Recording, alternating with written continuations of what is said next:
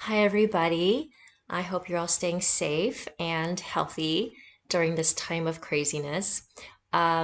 So today I'm just going to go through or lecture for part of chapter 9. It's actually not specifically in chapter 9, but is very relative to chapter 9, which is moving into the adult social world, socio-emotional development in adolescence. And I'm going to specifically talk about two concepts called self-worth and learned helplessness. So a couple questions I want you to think about are these. Have you ever felt powerless to the point that you pretty much give up even trying to gain control because you seem to fail no matter what? Or in certain situations, do you feel like you simply can't make any significant life changes? So, if either of these sound familiar, then you might be dealing with a powerful negative psychological belief that's holding you back. And that's what we're going to talk about today. Self-worth and learned helplessness. So, the idea of self-worth actually starts its development or sophisticated development around the middle school or adolescent years. And what it means is a deep knowing that I am of value, that I am lovable, necessary to this life, and of incomprehensible worth.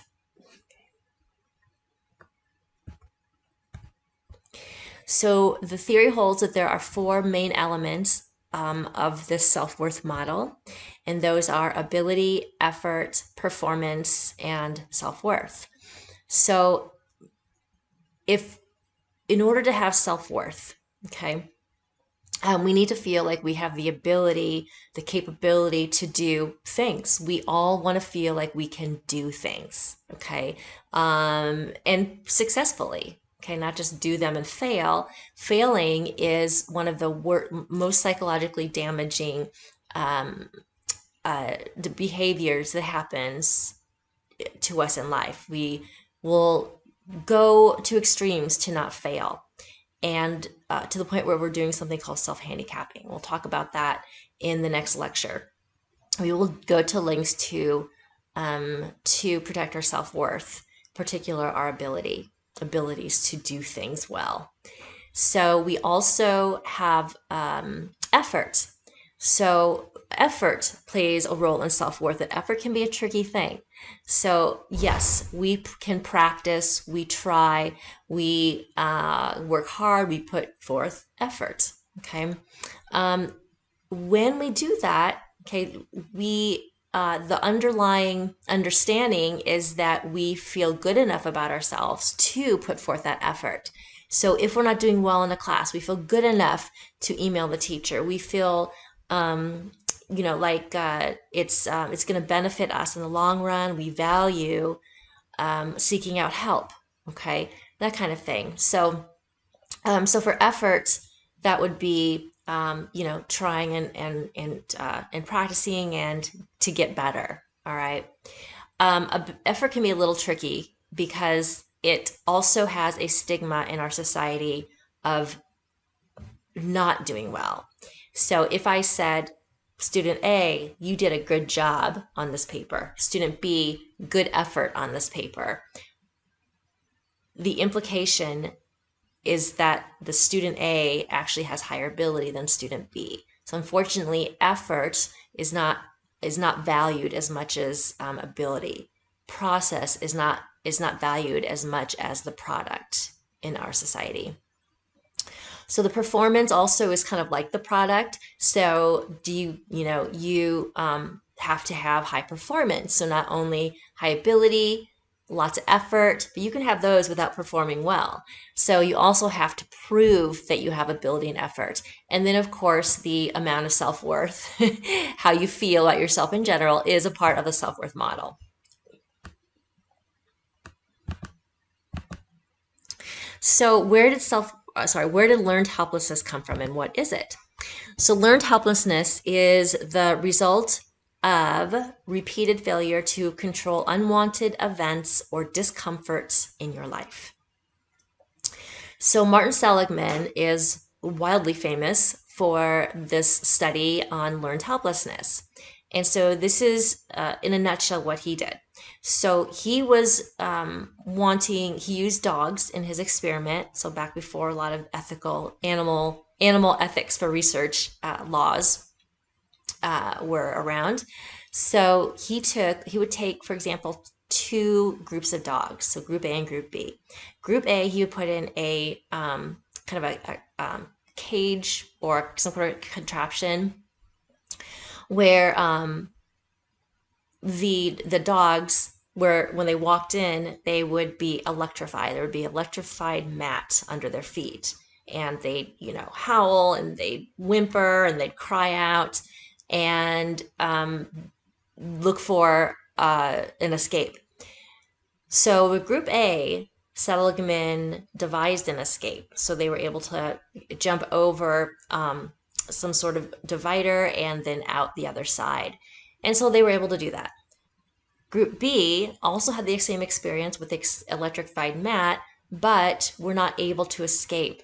And so after a long time of the dogs, whimpering and crying in pain, they stopped and they literally laid down on the mat and just experienced the full the pain of the electrical mat. So, what does that say about this psychological issue, learned helplessness? If we feel like we're not in control of a bad situation, if we feel like we can't escape from a negative situation, we feel like we're always failing and there's no way out, then we tend to give up. Okay, we tend to have a lot of avoidant behavior.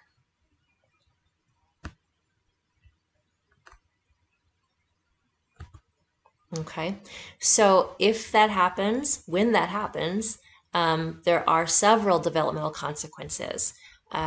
One is the inability or unwillingness to act. So just like the dogs, if there is seemingly no way out, then you just give up and you don't act, and you're not even willing to anymore.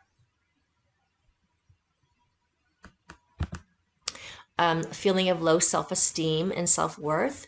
So self-esteem is talked about in your textbook, and self-esteem and self-worth, just to give a little differentiation there, they're very much close to each other. But self-esteem tends to be kind of overall opinion of yourself. Self-worth is more of a specific value in certain tasks, in certain domains, certain contexts, around certain people. So it's more of a deeper sense of your abilities and the value that you have about yourself. Okay, so that's definitely decreased when we have learned helplessness. Chronic failure, sadness, physical illness. So all of these things, if you've ever been in a relationship or friendship or family situation or work situation or school situation where no matter what you do, you just keep failing, a consequence might be that you have depression, sadness. You might be sick, physically sick, like our gut is related directly to our stress levels, so stomach aches and that kind of thing. So stress does a lot to our bodies physically. Clinical depression, and then extreme avoidant behavior. So again, probably the most common consequence of learned helplessness is this avoidant behavior. So I'm done. I can't do anything, so I'm going to avoid it. If I don't keep failing in this class over and over, it doesn't seem like there's anything I can do, I'm just going to stop going to class, or I'm going to stop handing in homework, or I'm going to drop the class. Okay, so that's all consequences of that feeling of learned helplessness. Okay, and all those are avoidant behaviors. Okay, so where does learned helplessness come from? Well, you're not born with learned helplessness, right? You have to learn it. It's based on classical conditioning, where you are conditioned to feel a certain way, and then what leads to different behaviors as a as a consequence of that. So most likely, learned helplessness comes from early socialization experiences. Um, so more specifically, it could come from a rigid and negative emphasis in our family systems. So I want to say that even though we might have parents who are authoritative and supportive and set rules and boundaries, all of those good things, right? We might have a happy family dynamic, but we can't escape the reality of our culture and the changes in our culture regarding family dynamics. Uh, so let me just jump down to. I want to mention this first and this second. So the traditional expectations to be nuclear families. This goes all the way back history. And nuclear families means that there's a mom, a dad, and kids. Okay, but now, okay, and actually not now. It's been a long time, but now it's becoming the most accepted to have two moms, two dads. You have step siblings, you have half siblings, you have, of course, the divorced parents who live apart from each other, divorced parents who get along really well or don't get along well. You have, maybe negative interactions with certain siblings, and that will affect your family dynamic. There are, kids who are adopted, foster kids. There's so many different types of families right now that the whole traditional idea of the traditional nuclear family is not the only accepted family model. That said, we still the in our society, we still have this sort of underlying fabric of that really is the best thing.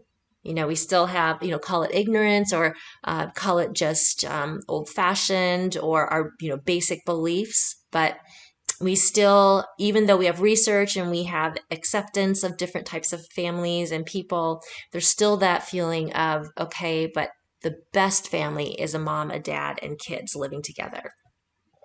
That can cause some negativity about the family as a whole, right?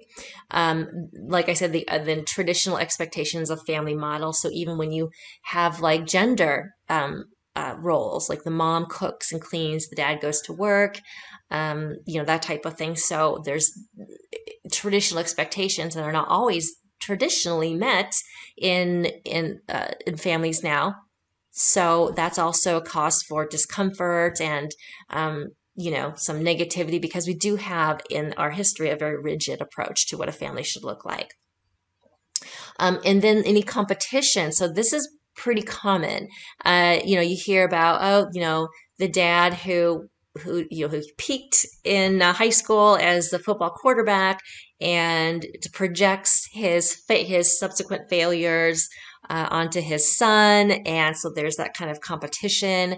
The mom who is always trying to lose weight or on diets and sort of has um, this negative view of body image. Lots of times will pass that on to her daughters. And just competition in general. So, parents who say, well, I want the attention from my child more than I want my child to, more than I want my child to pay attention to my husband or to my wife. There might be competition over the kids. For the kids, there might be competition over their parents' attention. So, a lot of those things will be built into the early socialization of children. And based on those experiences, okay, you have these building blocks of self-worth. How much value do I have? How capable am I doing? How smart am I? So so those are basic psychological questions we have about ourselves. But if those are not answered, or if they're inconsistently answered, or if they're answered incorrectly, or change depending on your behavior. All of those things are attributed to the socialization, and can lead directly to feelings of learned helplessness. Okay. And of course, sociocultural features. So some cultures have higher expectations. We look at Asian cultures who live in the United States. So we have, first or even second generation kids, and they're usually parents are, I don't want to use this as a stereotype, but are very much seem to pressure their children, maybe their first generation children, into going into a very prolific type of occupation, like being a doctor or a lawyer. And that's a sociocultural thing. It's, well, I'm new to this country, or my grandparents, or I was new to this country, and I want my children to be the best that they can be. And I see that the only way is to make a lot of money and to have a lot of education. Okay, so that's a different household to live in than other households, who, maybe lower socioeconomic status areas. So those households might not, not value that as much. So definitely different sociocultural features will affect the possibility of developing learned helplessness later in life. Okay. It also includes any social media, news, attitudes, perceptions of certain groups. Again, emphasis on competition. That's more like our sociocultural features, or the westernized sociocultural features that have access to these things. So our thought process sometimes, kind of goes along with what we see on TV or what we read on social media, or it doesn't. Okay, so we have this world where we're looking and reading and experiencing all these things that are from a distance. So we are not actually responsible, or we are not a part of whatever situation that we're part of, or that we are contributing to, say online or Instagram or whatever. So we kind of have that, disassociation. So that also leads to other parts of, our chipping away at our self-worth and leading to learned helplessness. Okay, the idea of being a Instagram star. Okay, having people, you're not really doing anything, just having people like you for what you look like, or what you say. That's fine. Okay, but what that does is it screams out a message to people who don't feel like they have the ability to do that, don't feel like they're attractive enough to do that, don't feel like they're going to have enough likes or enough friends that that will view it. There's a whole other dimension to lead into the possibility of learned helplessness feelings. And also self-worth and learned helplessness is very common in children or adults who have a history of abuse and neglect. So if you think about it, you may have heard of the abuse cycle. So let's talk about domestic abuse. So if you are a wife and you're physically or verbally abused by your spouse, it sort of breaks you down, right? But then, just like the dogs, there's always like, okay, I need to find an escape. I need to find an escape. I can't live with this pain. So you try, but when you don't have an escape, then you just kind of have to take it, right? What else are you going to do? You just give up. You're inactive, you're avoidant, all right? And when we get to the point where we don't feel like there's any hope, or we don't feel like there is any way to succeed, then we tend to just lay down and take the electrical shocks on the mat, just like Seligman's dogs. And so we see that quite a bit in abuse victims, whether it's children, adolescents, or adults. Okay. So for consequences of emotional abuse, there's repeated abnormal or disrupted attachment development. So abnormal or disrupted attachment development. All right. So this goes all the way back to if we when you're young and you're in your formative years, developing in your sociocultural context in your family, and you're abused. Okay, well, you're going to have issues with attachment because you're not going to feel comfortable being close to people, or you're going to attach so strongly. Okay, because you didn't have that sense of attachment, so you're going to kind of become needy, and have unrealistic expectations of whether it's a friend or in a relationship. So your abuse victims are going to have lots of problems with attachment as they get older. There's other reasons for attachment issues too, but abuse is one way to not attach to your child, and so that's what your child learns about being in a relationship. The victim or sufferer blames him or herself for the abuse, leading to emotional distress and, again, inactive behavior. So not only are you just laying down on the mat and taking it, but you are blaming yourself that you have to do that. Okay? You're blaming yourself for not finding that escape. You're having to deal with the pain. You're giving up, but at the same time, you think it's your fault. Okay? That's a lot of weight. All right? So the last thing is an activity for class. So what I'd like you to do is watch the video, the link that I gave you, and then when you reply to this this announcement that I posted this in, please write. You don't need to write participation, just reply with your answer to the following question, which is this. So choose 4 of the following factors and explain how each one may affect self-worth.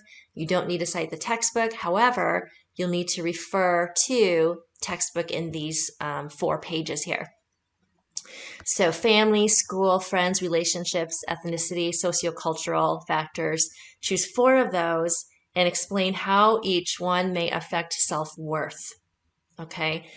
And I don't expect a novel here. I am looking for maybe maybe a paragraph or even several sentences for each one.